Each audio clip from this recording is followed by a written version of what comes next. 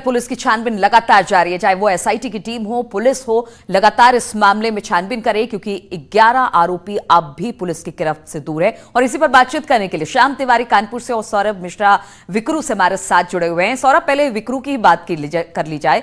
विक्रू में हमने देखा कि रिटायर्ड चीफ जस्टिस पहुंचे थे, वहां पर लोगों से पूछताछ की है, क्या उनकी पूछताछ खत्म हो गई है और फिलहाल क्या अपडेट?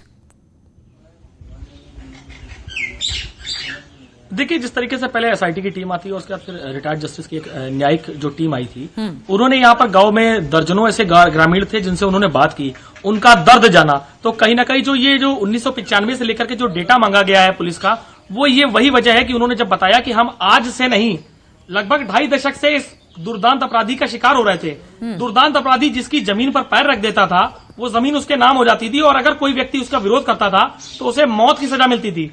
नीलू, ये पहली बार ऐसा इसलिए कार्रवाई हुई है विकास दुबे के खिलाफ क्योंकि इस बार उसने खाकी पे हमला कर लिया। अब तक वो अपनी काली कमाई का काला हिस्सा खाकी के अधिकारियों को देता था। 18,000 रुपए की कमाई करने वाला सिपाही 80 लाख की प्रॉपर्टी खरीद लेता था और जो दरोगा जिसकी सैलरी 40,000 होती थी, वो 40 करोड़ का मालिक बन जाता था। वो इसी विकास दुबे की काली कमाई का हिस्सा पा करके एक बड़ा आदमी बन जाता था। लेकिन इस बार विकास दुबे ने कहीं ना कहीं गलत कदम उठा लिया। उसने अपने हिस्सेदारों को, जो उसकी बुलेट प्रूफ जैकेट थी, उस पर हमला कर दिया और उसमें वो शहीद हो गए। और अब जाकर के नीलू, जो पूरा जांच का दायरा है, वो दुर्दांत अपराधी मारा गया है, मुठभेड़ में उसके साथी मारे जा रहे हैं, बाकी साथी गिरफ्तार हो रहे हैं। लेकिन अब ग्रामीण हो चाहे एसआईटी हो, ग्रामीण जो है इस मामले की मांग कर रहे हैं कि उन खाकी वालों को सामने लाया जाए। अब ग्रामीण भी खुलकर अपनी बात रख रहे हैं क्योंकि अब तक जो डर के साए में वो जी रहे थे, वो खौफ, वो डर खत्म हो गया है। अब वो सारे किस्से ग्रामीण बता रहे हैं जो विकास दुबे से जुड़े हुए हैं और जिसके खौफ में ग्रामीण जी रहे थे। जी हाँ नीलू, आपको बता दूं कि 1 दर्जन नहीं, कम से कम यहाँ पर 100 से अधिक लोग हमारे सामने आए। जब लेखपाल यहाँ पर जांच करने आए कि जमीनों पर, जब जमीनों की बात आई कि कितनी जमीनें थी, किस पर किसकी जमीन थी, वो अपनी जमीन के कागजात पेश करे जिस पर विकास अनैतिक रूप से, अपनी दबंगई के रूप से कब्जा किए हुए था। वो तमाम ग्रामीणों के यहाँ पर बयान दर्ज किए गए। लेखपाल ने उनसे कहा कि आप अपने डिटेल्स दीजिए। और जब एसआईटी की टीम आई और जब न्यायिक अधिकारी मौके पर आए तो ग्रामीण रो पड़े। वो अपने आंसुओं को नहीं रोक पाए। वो रोते हुए बोले कि साहब, 2.5 दशक से उन पुलिस वालों को तो बुलाइए साहब, जो हमारी बात नहीं सुनते थे। उन खाकी वालों को बुलाइए जो बुलेट प्रूफ जैकेट बने थे विकास के लिए। उन खाकी वालों को बुलाइए। एक विनय तिवारी आपने पकड़ लिया, वो बड़ी बात नहीं है। नीलू, सबसे बड़ा जवाब गांव वाले अब चाह रहे हैं कि गांव में जिसको चाहती है पुलिस उसको ले जाती है। हालांकि सरकार ने साफ कह दिया है। बिल्कुल सौरभ, अब अपराधियों पर तो शिकंजा कसा जा रहा है, लेकिन उन पुलिस वालों को भी ढूंढना होगा जो अब तक अपराधियों के साथ मिले हुए थे, उनकी संलिप्तता थी। श्याम तिवारी भी कानपुर से हमारे साथ जुड़े हुए हैं। श्याम, इस पूरे मामले में हम देख रहे हैं, चाहे एसआईटी की टीम हो या न्यायिक जांच की बात हो, लगातार हो रही है, लेकिन 11 अभी भी आरोपी पुलिस की गिरफ्त से बाहर है। उनको ढूंढने के लिए किस तरह की कवायद पुलिस की तरफ से?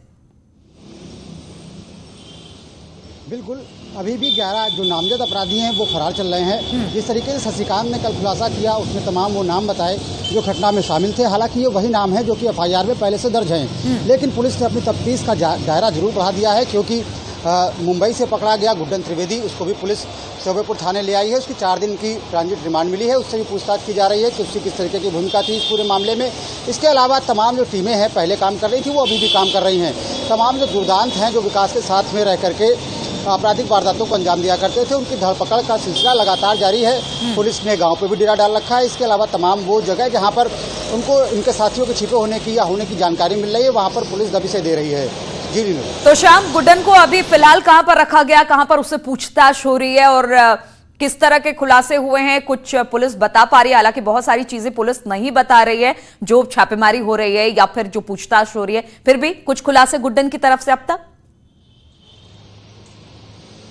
गुड्डन को कल रात को मुंबई से ला करके चौबेपुर थाने में रखा गया है। चौबेपुर थाने में ही रख करके उससे पूछताछ की जा रही है। गुड्डन और उसका साथी जो है ड्राइवर, उसको यहाँ पर लाया गया है। पुलिस अभी इस मामले में कुछ भी नहीं बोल रही है क्योंकि बड़ा इनिशियल होगा ये सब। उससे जानकारी जुटाने के बाद उस जानकारी के हिसाब से कार्रवाई करना, दबिश देना और सबसे पहले ये पुख्ता करना कि गुड्डन उस रात वहाँ पर मौजूद था या नहीं था, उसने फायरिंग की है पुलिस के ऊपर या नहीं की।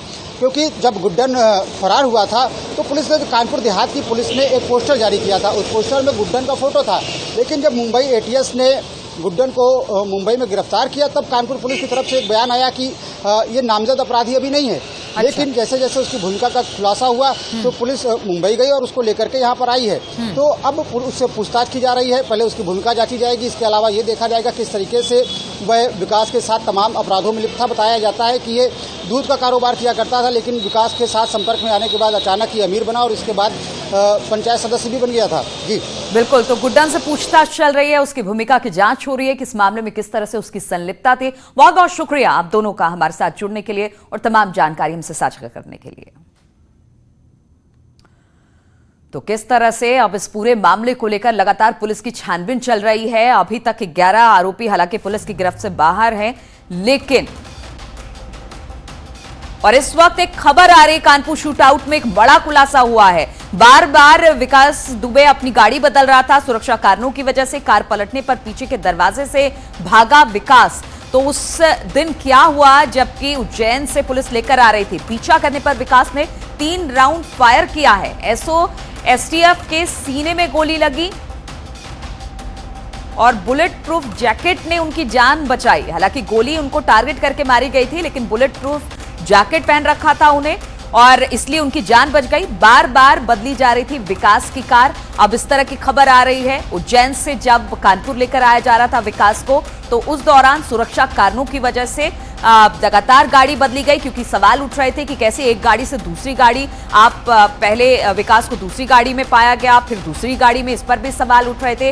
अब बताया जा रहा है कि उस दिन सुरक्षा कारणों की वजह से कई बार गाड़ियां बदली गई और जिस तरह से बुलेट प्रूफ जैकेट ने बचाई जान, क्योंकि उन पर लगातार फायरिंग हो रही थी। 3 राउंड फायरिंग की है विकास दुबे ने, लेकिन बुलेट प्रूफ जैकेट की वजह से जान बच गई।